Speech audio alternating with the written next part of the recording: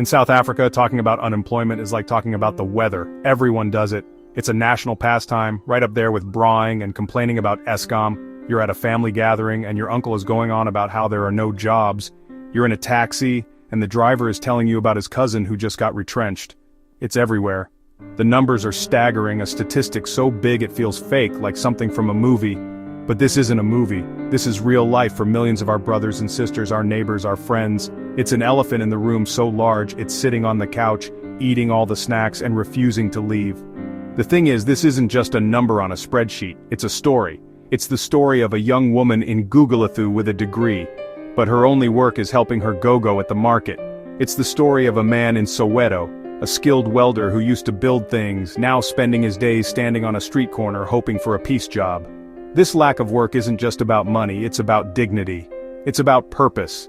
It's that feeling of waking up in the morning with a place to be, a thing to do, a contribution to make. When that's taken away, a part of you goes missing. It's a quiet crisis that shouts loudly in the empty spaces of our communities. Think about it this way. A job is like a ticket. It's a ticket to a better life, a ticket to providing for your family, a ticket to dreaming about the future. But in South Africa, it feels like the ticket booth is closed for most people. Or worse, there's a massive queue, and some people have a special pass to get to the front, while everyone else waits under the hot sun. This queue didn't just appear overnight. It's been growing for a long time. It's a queue that started decades ago, and understanding why it's so long is the first step to figuring out how to make it shorter, to make sure everyone gets a fair shot at getting their ticket. So, we have to ask the hard questions. Why is our queue so much longer than everyone else's? What's blocking the entrance to the ticket booth? It's easy to point fingers. We blame the government, we blame the economy, we blame the foreigners, we blame everyone. But blame doesn't create jobs. Blame doesn't put food on the table. We need to look deeper, past the easy answers, and into the complicated mess of our history, our education system, and the very structure of our economy. It's a tangled web, for sure. But if we don't start untangling it, thread by thread, we'll be stuck in this queue forever.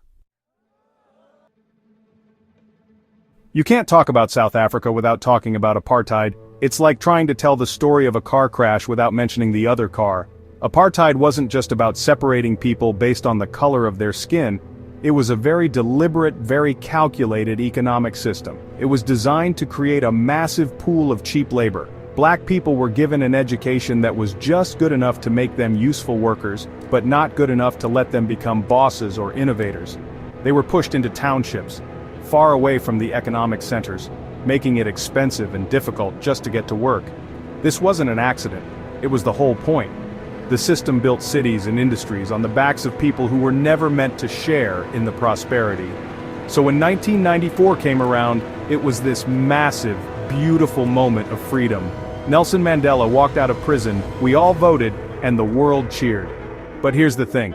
You can change the laws overnight, but you can't change the economic landscape that easily. The townships were still far from the jobs. The factories were still owned by the same people.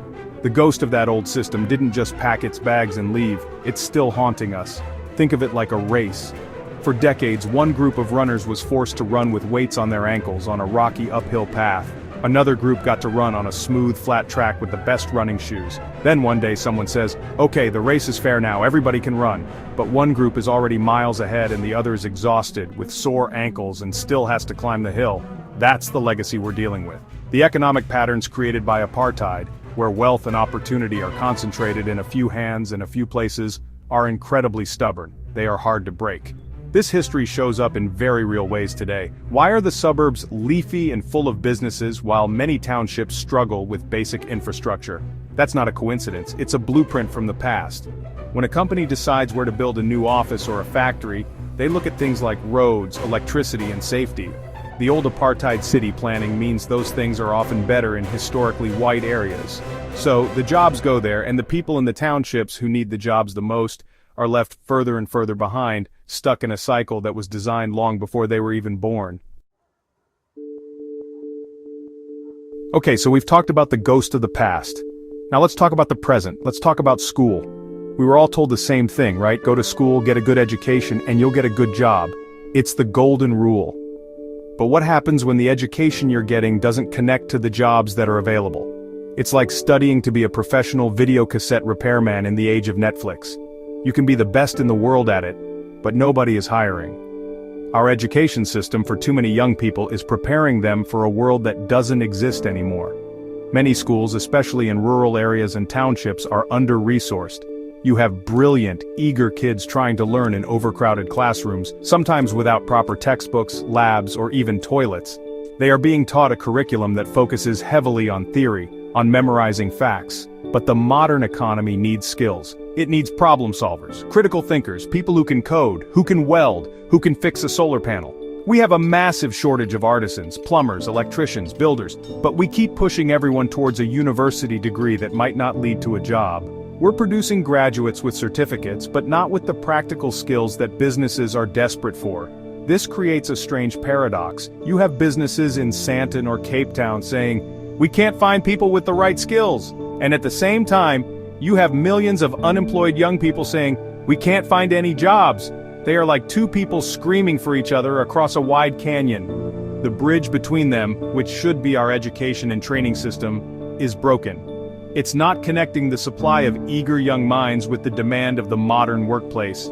It's a tragic mismatch, a missed connection on a massive scale. So, a young person from Deep Sloot finishes Matric. They've worked hard, they've passed. But what now? The jobs they are qualified for are low-paying and scarce. The jobs that pay well require skills they were never taught. They don't have the money for expensive private colleges, and the public technical colleges, TVTs, are often seen as a second-best option, not the powerful skill-building engines they should be. So they join the queue. They join the millions of others who did what they were told, who played by the rules, but found that the game was rigged against them from the start. So the problem is big, it's historical, it's educational, it's complicated, it can feel hopeless. But South Africans are not a hopeless people. We're the people who dismantled apartheid. We're the people who can make a plan. Fixing this isn't just the government's job, it's everyone's job. Think of our country like a big family home and unemployment is the leaking roof. You can't just expect your go-go to climb up there and fix it by herself. Everyone has to grab a bucket, a ladder, a hammer. It's a team effort. The government, businesses, and communities all have a role to play. First, the government needs to be the one holding the ladder steady. They need to create an environment where it's easier to start and run a small business. Cut the red tape that strangles entrepreneurs before they even begin. Imagine if starting a small spaza shop or a catering business in Khayelitsha was as easy as signing up for a social media account. We also need a massive investment in infrastructure in the places that need it most, the townships and rural areas. Build better roads, provide reliable internet, and create industrial hubs there, not just in the leafy suburbs. Bring the jobs to the people, not the other way around. Next, the private sector, the big companies. They have to be more than just employers, they need to be partners. Instead of just complaining about a skills shortage, they need to help create the skills. They can partner with those TVT colleges to design courses that teach exactly what the industry needs. They can offer more apprenticeships and internships, giving young people that crucial first bit of experience. It's a win-win. The company gets the skilled workers it needs, and a young person gets a foot in the door. It's about moving from complaining about the problem to actively investing in the solution. Finally, and this might be the most important part, is us, the community. We can't wait for someone else to save us. We have to build from the ground up. Look at the rise of community-based initiatives, people starting coding clubs in community halls, neighbors pooling their money to support a local tailor, mentorship programs where older professionals guide younger job seekers. Every time you choose to buy from a local vendor instead of a big chain store, you are casting a vote for your own community's economy. This is the spirit of Ubuntu in action. We are all connected. My success is tied to your success. The leaking roof is over all our heads, and only by working together hand in hand can we finally fix it.